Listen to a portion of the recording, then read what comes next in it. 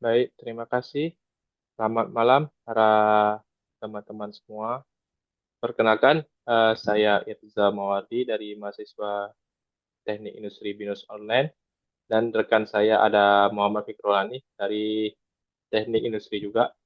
Baik, kami berdua akan mempresentasikan hasil digital konten kami dengan judul, saya share screen. Baik, ini dengan judul temanya dengan internet dan lingkungan. Kami mengambil topik internet kok bisa menyisakan jejak karbon. Jadi tanpa memperpanjang waktu dan kalimat, saya langsung saja. Baik, di sini eh, kita mulai dari pendahuluan dahulu. Di sini kita bisa melihat apa itu jejak karbon internet. Setiap kali kita mengirim pesan, WhatsApp, menonton video, atau menyimpan foto di dalam cloud, Google Drive, ada daya listrik yang bekerja di baliknya.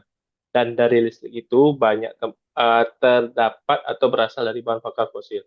Jadi jejak karbon digital itu dihasilkan dari produksi, penggunaan, dan pembuangan perangkat serta infrastruktur digital, termasuk kita menggunakan handphone, chip, baterai, dan limbah-limbah elektronik lainnya.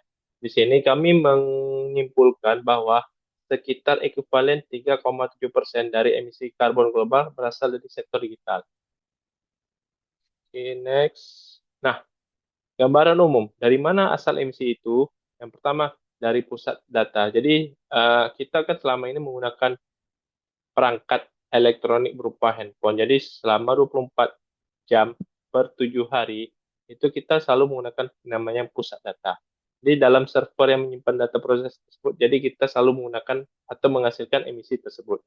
Kemudian dari jaringan, kita selalu menggunakan jaringan seluler 4G atau 5G yang terbaru seperti sekarang ini. Kemudian dari perangkat handphone, laptop, tablet, iPad, dan sebagainya. Jadi gadget sekarang sudah identik dengan kita semua. Jadi dari ketiga ini menghasilkan emisi jejak karbon. Sehingga walaupun terkesannya dalam tanda kutip internet itu tidak menghasilkan karbon secara tampak, tapi di balik itu banyak menghasilkan karbon digital. Nah, kemudian pusat data. Jadi dari rumah segala seluruh internet itu, data center menyimpan jutaan server yang menyala. Jadi data server tersebut tidak boleh dalam artian dia mengalami shutdown atau berhenti beroperasi. Jadi server ini kan membutuhkan biaya listrik yang besar untuk tetap beroperasi dan sistem pendinginnya agar si server data itu tidak overheat atau mengalami kelebihan panas. Nah, dari penggunaan server itu 1 sampai 1,5% itu konsumsi itu listrik dunia digunakan oleh data center. Jadi ya bisa kita bandingkan hampir 1,5% listrik dunia digunakan hanya untuk data center saja. Next, ada jaringan yang mengantar data. Nah, data ini kita kan selalu menggunakan dalam setiap saat sekarang ini. Jadi setiap data, baik data atau koneksi data yang melewati panjang server, kabel, bawah laut, BTS, dan hingga ke router WiFi di rumah kita, itu selalu menggunakan energi. Seperti di tampilan layar yang saya share ini, itu ada server asal, kabel bawah laut, menara BTS atau ESP, router WiFi, perangkatmu. Nah, kita bisa melihat ilustrasi. Jadi setiap 1 jam streaming video dalam kualitas HD itu menempuh ribuan kilometer jaringan fisik sebelum sampai ke layarnya. Nah, kedua, di sini emisi yang dimulai sebelum dinyalakan. Jadi sebagian besar jejak karbon itu dari sebuah HP, gadget, laptop, atau tablet itu muncul saat proses produksinya dimulai dari penambangan logam, perakitan chip, hingga proses distribusi ke seluruh dunia. Nah, penggunaan perangkat lebih lama adalah langkah yang paling terdampak. Kenapa? Karena semakin lama itu jejaknya itu makin banyak.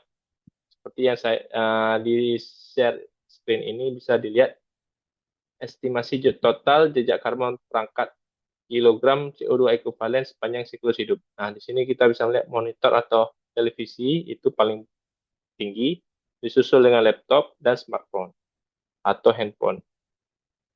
Nah, Selain itu ada penyumbang terbesar dari streaming video. Jadi di sini dia itu sang juara emisi. Ya tidak bisa dipungkiri lah. Zaman sekarang itu streaming video dari YouTube, Netflix, TikTok, Reels, dan sebagainya itu menyumbang lebih dari separuh trafik data yang berjalan di setiap harinya di global. Di sini bisa kita lihat tuh sekitar ekuivalen 60%. Kemudian dari kualitasnya dari 4K, SD, 1080, 720, dan paling rendah. Nah, kemudian dari sini bisa juga kita lihat komposisi traffic internet paling besar itu di video, baru disusul sosial media, web, dan gaming atau bermain game. Nah, fakta dan angka. Jadi seberapa besar sih karbon jejak digital itu? Nah, kami telah menyimpulkan itu dari email dalam piranha itu sebesar ekuivalen 50 gram CO2 atau karbon dioksida. Dari CEO atau pencarian Google itu ekuivalen dengan 0,2 gram karbon dioksida. Streaming seperti yang saya sampaikan sebelumnya itu penyumbang terbesarnya itu 36 hingga 55 gram karbon dioksida dan transport data hingga 3 gram karbon dioksida. Next, mungkin ini akan disampaikan oleh Saudara Fikrul Hanif. Saudara Fikrul Hanif mungkin bisa dipersilakan. Ya, terima kasih Mas Irza. Berarti ini saya share screen terlebih dahulu ya. Mohon di stop. Ya, ya silakan Mas. Baik, oke. Sebentar saya share screen dulu terlebih dahulu. Apakah sudah terlihat? Oke, sudah Mas. Oke, baik. Oke, continue. Baik, jadi yang telah dibahas oleh Mas Irja sebelumnya di bagian saya yaitu di mana perbandingan antara aktivitas digital versus aktivitas sehari-hari. Yaitu membayangkan gram CO2 memang sulit. Berikut perbandingan sederhana agar terasa lebih nyata. Yang pertama yaitu 1 jam video call HD. Emisi yang dihasilkan itu setara dengan kita berjalan kaki sejauh 150 meter. Kemudian yang kedua di sini ada 10 email spam per hari selama setahun. Uh, Akumulasi emisi setara dengan mengendarai mobil sejauh 1 kilometer. Bayangkan sejauh apa dia. Kemudian yang ketiga yaitu menonton 30 menit video streaming. Itu konsumsi energi uh, yang ya konsumsi energinya itu setara seperti kita mengisi daya